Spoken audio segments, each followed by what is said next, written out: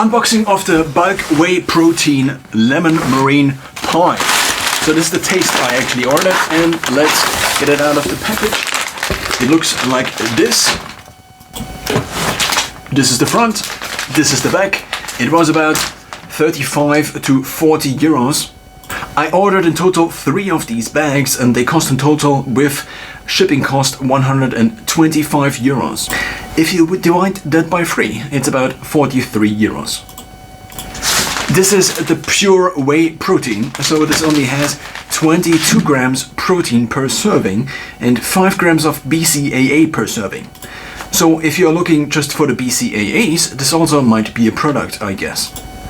And there is also grass-fed whey in there, or I just assume this is listed at least as a benefit. Now, in there we find whey protein concentrate from milk, then we have flavoring, we have coloring, beta-carotene, which is the, I think, color found in carrots or in Donald Trump. Then we have thickener, the xanthan gum. The xanthan gum is also found in Huel, for example. It's also found in the vegan version, which I also ordered. So this is the vegan version, this is the whey version. The vegan version is a protein blend from different sources. We have pea protein, brown rice, pumpkin seed, flaxseed powder, quinoa flour. And this is actually the one I used for my milkshake, basically, as a base. So as a protein base. Of course you can add fat as much as you like.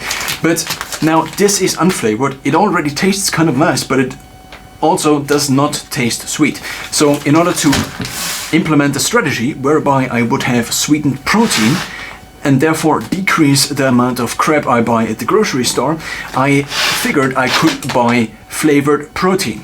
Because eating more protein is not necessarily that harmful if I don't combine it with fat. There is not that much of an insulin spike, at least compared to carbohydrates. And classic crap food or junk food has usually a lot of carbohydrates and a lot of fat. The carbohydrates spike your insulin and your blood sugar and therefore allow to store the fat, which is the deadly combination of these two. It's not deadly, it's just less beneficial than not having these. According to Andy Galpin, protein alone is also already anabolic, which means if you just eat more protein, you actually will have more protein synthesis afterwards. This was measured in the lab, I think actually at Andy Galpin's lab. Andy Galpin is I think, professor of kinesiology, which has not that much to do with China, but much more about movement. He recently appeared on the Huberman lab, which I usually listen to or watch, and therefore I referenced him. So now let's talk about this whey protein. We will first talk about the whey protein itself, and then I will talk a little bit about my strategy behind it, and I will also talk about the other whey protein, not necessarily whey protein, but protein powder that is vegan, but also flavored from bulk, which I happen to have 2 packs of. So first of all, if you want to take a screenshot, then now is the time, and therefore now I will actually read a few more things. We were reading the thickener, the xanthan gum, then we have acid, which is citric acid, I think this is the one from lemons, then we have sunflower lecithin, and we have sweetener, and in here we find sucralose. Now, sucralose is not necessarily the best sweetener you can find, because there is not really a good solution for a sweetener that is not sugar. Most sweeteners just taste a little bit differently, and different sweeteners seem to have different kinds of impacts. I can vaguely remember that one kind of sweetener actually was able to cross the brain-blood barrier, if I remember this correctly. Sucralose is also maybe not the most ideal sweetener, but in total I think one can sum up all the sweeteners in the following. Maybe you just want to avoid them, but you also want to avoid sugar, therefore you just want to avoid all the sweetened things. There is one that is fairly good, or there are a few that are fairly good options. One would be monk fruit and another one would be stevia. Now stevia alone is sweet, and it is actually very sweet. There is just something missing from stevia. And stevia only works as a sweetener in my experience. This is just my taste experience if you are very low carb already. So therefore your sensitivity for taste, for sweet taste, is already pretty high. So when I am on low carb or keto and I do just add a little bit of tomato sauce, then this already almost tastes like applesauce. Allergy advice. For allergens, see ingredients in bold. Milk is... you might be allergic to milk. Directions. Just add 1 scoop, 30 grams of pure whey protein to 200 milliliters of water and shake well. Use 1 to 3 servings per day to help boost your protein intake. Now, in terms of nutrition, this is a little bit different, or in terms of how much fills into a scoop. So on the vegan side, we have 35 grams per scoop, and then within these 35 grams we have 25 grams of protein. Here we have a little bit less. There are a few different products on bulk. So this is the pure whey protein, and the pure whey protein comes in a lot of different taste options. Now, some people might prefer sweetened with stevia, and I also didn't realize that this other protein was also available. So this is whey protein, this is based on milk, but there is also something called natural pure whey protein, I think, and this is then sweetened with stevia. But this only comes in 3 taste options, which is vanilla, chocolate, and something else. Since the scoops are only 30 grams, this here contains 83 servings, whereas the other one contains 71 servings. So of course there's a difference if both are or measure 2.5 kilograms. In terms of opening these packs up, I think it is very reasonable to open them up with a scissor, because I tried to just rip them open and this just didn't result in a very good result. And since these are 2.5 kilograms, you do have them standing around, especially the sweet ones, and there was already some protein powder now in here. And no, this is supposed to taste like lemon meringue. This is the proper translation I found. So it's basically a cake made of lemon and milk and stuff like this. So now let's see what it looks like. It looks like this. So it's a, I would say, beige powder that already tastes very artificial, kind of. And the artificial taste is something that is, I think, due to the protein powder and due to it mostly being protein and the rest just being flavor, basically. So now, if we compare this to the other one, I do have chocolate peanut currently, and I also do have chocolate mint.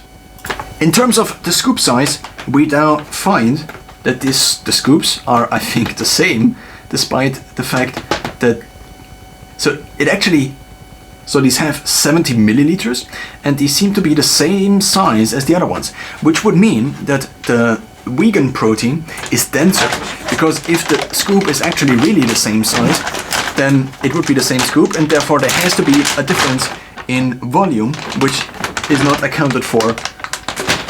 There is a difference in weight, which is not accounted for in the different volume. And indeed, I do find, so this is one of the older ones I already have, and this is also 70 milliliters. This now means you can use the same scoops, you get the same scoops, but these are different in terms of how much they then weigh. Now, since I am kind of low carbish, and this is another part where I talk about why I got this specifically, I do not need this as a protein shake. I use it much more basically as a kind of sugar replacement, you could say. So this is sweet and this is sugary, and this also has taste. So now, if you already have protein powder, I figured you might as well have different protein powder options. So the 2.5 kilograms seems to be the most reasonable option in terms of pricing and then also in terms of packaging, because tearing or getting packages like the ones I showed you in the beginning already, and you have to sometimes get them from a pickup shop, maybe with a bike if they cannot be delivered to your home, which sometimes in my case is the case, then you might want the 2.5 kilograms bag. The 2.5 kilogram bags. These are already kind of on the upper side. There is also, with the whey protein, a 5 kilogram option available, which is not available in the vegan bulk powder protein. So here is now my strategy. I'm trying to get off sugar again, but this hasn't been that easy. And also getting off of carbs again, or at least to a huge degree, or to a large portion, because I seem to be more alert during the day, need less sleep, and so on and so forth on less carbs. But less carbs also have a few downsides, but this is not the point where I discuss all the downsides of maybe the carbs. So here is the deal. Usually, if I crave something sweet, I could go to the grocery store basically. Or if I had kind of a different option, a different route that would be essentially easier and probably or maybe also cheaper, then I maybe just would stay basically in and just make a protein powder mix kind of blend or a protein shake that also tastes similar. If you really want to go all the way, because this is sweetened, and this specifically is sweetened with sucralose, whereas the others are sweetened with stevia. So in my experience, the sucralose tastes more like sugar, whereas the stevia tastes kind of also sweet, but not really sweet. So it's kind of weird. If you eat something savory, for example, then, and afterwards you have a craving for something a little bit sweet, maybe it would be fruit, for example, but you don't necessarily want to eat a lot of fruit because the carbohydrates don't fit your macros, then something like this could basically satisfy the potential craving you have, while also providing you with protein. So out of the 3 macronutrients, the one that is basically the safest in terms of what you can eat more, apart from a few downsides like the liver potentially over-functioning or having to work too much when you ingest too much protein. But on the other side, protein is very satiating, which means now if you eat just a lot of protein, like if you eat this glass of protein powder, then probably you won't be hungry for that long, or at least for a few hours. Whereas if you eat a glass of carbs, for example, like this would be oats, then of course you also are not that hungry. But carbs, since they spike blood sugar and then the blood sugar and the insulin goes down again and up again, only potentially if you ingest again food, protein might just be more satiating. That's what I'm trying to say. By the way, this is the pure whey protein on the website, and it comes in a few different taste ups. It comes in 500 grams, 1 kilogram, 2.5 and 5 kilograms. And the taste options are a lot. So we have unflavored, we have apple crumby and custard, banana fudge, berries and cream, birthday cake, cherry bakewell, chocolate coconut, chocolate caramel, chocolate cookies, chocolate malted honeycomb, chocolate mint, chocolate orange, chocolate peanut, chocolate coconut and pineapple, iced latte, lemon meringue, which is the one I ordered, and peaches and cream, and pistachio ice cream, raspberry rocky road, salted caramel, speculoos, strawberry tiramisu, vanilla and white chocolate. So here's the deal. I figured for my milkshake I would need 4 of these packs, one basically per week. One of these 2.5 kilogram unflavored packs of protein, just as the protein source for my vegan milkshake. But I then tried something different, which was going not that vegan anymore, or not trying to approach vegan, even though I was never really vegan, just for a few days at a time. So I went kind of back to being vegetarian, and I also went back to eating meat again. Mostly because of the options at the supermarket are just very limited in terms of how many different protein powders you can get.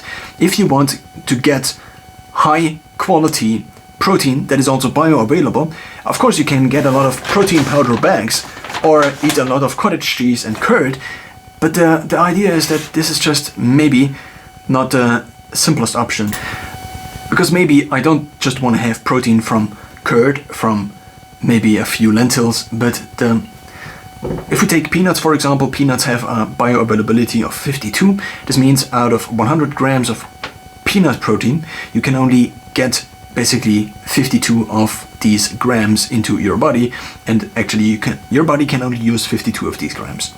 Whereas in a protein that is 100 gram bioavailable, or has 100% bioavailability, this is a lot higher. So I ordered in the beginning 4 per month. This was kind of the calculation I made, and if I would order 4 per 4 weeks, then I would actually have a little bit more because of the 52 weeks. But even if I would only order 12 multiplied by 4, it would also be enough. I then started to introduce meat again into my diet, and I noticed I don't need that much protein powder, so I scaled it back to maybe 1.5 to 2 of these bags, which is 2.5 or 3 kilograms to 5 kilograms. In terms of cost now, the kind of new strategy is this. I would order 2 of these bags per month, and then one of these bags, an additional third one, possibly whey protein. At this point in time, I don't want to switch it up totally. I could switch it totally to whey protein, which is similar in terms of the price, maybe just a few percent pricier. But the bioavailability of whey protein just seems to be a little bit higher compared to the other one. Now, because these kind of have different densities, this kind of throws off my calculations. If I get one full scoop of this here, because it is lighter, I do not have that much protein. I only have 22 grams of protein, whereas with this, the calculation is very easy. One scoop equals 25 grams, 4 scoops equals 100 grams. If you want to get 200 grams of protein, which is fairly high, but that's what I'm trying to aim at least 200 grams of protein in the first place, and then not counting the bioavailability. But if I just count in any protein, and maybe let's just say it's peanut protein, and I have a bioavailability of 52, then actually I can only use 100 grams of these proteins. So therefore, aiming for a total of 200 grams every single day, I think makes sense. At least for me. I'm 6 inch tall and about 80 kilograms currently. So here's the idea. I order 2 of the unflavored vegan ones, and I order 1 of these, and these I can vary now over the year. If I don't eat the entire 2.5 kilogram bag, I then have basically a shelf of different taste options. This means whenever I have craving for something, then I can just take a little bit of this and a little bit of this and a little bit of this, and possibly just make protein pancakes that taste like lemon or that taste like chocolate peanut. And that's the idea. And a final note, these actually look a little bit nicer because they look a little bit more minimalistic with the gray, whereas the other ones do also look minimalistic and they are just a little bit more greenish. Also, these bags are, at least it says on the packaging, biocompostable, which means they are biodegradable, which means if you have a garden, you could possibly throw them into the trash there, onto the compost. For easy access, I do have these glasses, which actually I just have from the supermarket. So this is actually for applesauce or for vegetables. And I just take one of these glasses and I fill it up. And then I can take a tablespoon or teaspoon, because these ones don't fit in here. And I can just take out a teaspoon or a tablespoon. Whatever I need. Final note, because this is very Swedish, not Swedish, it, at least for me, it doesn't make sense to just take this and pour it into water, because it's just way too sweet for me. What has worked well for me though, is to use a ratio of 2 to 1. So a ratio of 2 unflavored to 1 flavor, or maybe even less of the flavored. In addition, if you want to go for the chocolate, what you can get is just normal chocoa or cacao powder, which is not sweet, and it is just cacao powder, and it actually tastes very nice, but also a lot bitter. So in order to offset kind of the artificial sweetness you get from these artificial protein tastes, you can just introduce something that is bitter, and this kind of offsets this. So you don't necessarily need something like this. What I also found useful to kind of offset this taste, but still kind of have a little bit of the taste, is to use sodium bicarbonate, aka baking soda, which kind of offsets a little bit of the taste and also gives the whole thing a fluffiness, because baking soda obviously makes things fluffy. Be aware that you want to use the pure thing and not possibly any baking soda with concentrates if you just want to pour something in and make kind of a brownie chocolate fudge, or kind of a Bézier, citron Bézier or lemon meringue. And because this video is not long enough already, I will now continue with the taste test. So I will take, as I mentioned, 2 ratios or 2 portions of unflavored. So this is what the unflavored looks like. It actually, as I mentioned, tastes nice on its own. So I sometimes actually just eat it with a little bit of salt after fasting for maybe 14 hours, after fasting for maybe more hours. And I just noticed now that I already dipped it into the water, which now means that I had to wash it off again. So now we take a little bit of the protein base there. And something else I noticed with doing something or making dishes out of this, apart from the obvious part that would be pancakes, for example, and actually pancakes with protein powder would just be a very good solution, because you have the protein from the eggs. Eggs themselves are kind of a very nutritious food already with a lot of vitamins, And then in addition, if you have protein powder and the taste from it, you just have a very good nutritious meal that is also rich in protein. It actually enhances the whole thing probably, because the eggs and the protein, either from whey or from another source, probably increase the overall bioavailability, because different protein sources have, if you think about the different protein sources having different amino acids in them, then maybe your body needs a lot of this amino acid in order to build a given muscle cell, for example, but not so much of this. So now if you give it, let's say, 1 hand, which would be maybe 10 grams, then you might need more of this protein source. And if you just have the same hand, so basically if you eat more of the same protein source, then you just get the same ratios. But if you just mix them up a little, the actual fingers, so the lengths and the ratios of these protein, might actually kind of complement each other, and you might get a little bit more of this protein. Not protein, but amino acid. If you really want to go all the way, you can then make some soup like this, or protein brownie fudge, and then actually put it into the freezer. Now this is already quite frozen. This means that there is a little bit too much water in there, but of course I can also just wait until it unfreezes, and then I have basically ice. So you need to tinker a little bit with how much water you want to put in there. So this is basically chocolate mint and chocolate peanut, and then again the same ratio as with the others, and also cocoa or cacao powder. So now in here what we have now is the mixture I just made, and let's just taste it. Oh, this tastes really, really good actually. They really got the taste right of this lemon cake, lemon meringue, which has just a very unique taste, and it just tastes like this. I also thought about getting an unflavored version of the whey protein in order to just make something similar to curd, but just in a more stable form, which you can stack basically for months, even though there are many sources which cite that the sources don't cite, but the sources say that you should have a lot of unprocessed foods in your diet. Andrew Huberman, for example, says it should be 80% or more minimally or unprocessed foods. That is your energy source in terms of the diet. If you really want to take it up a notch and turn it into something that is a little bit more like a sweet, then you can just add oil. So you can add sunflower oil.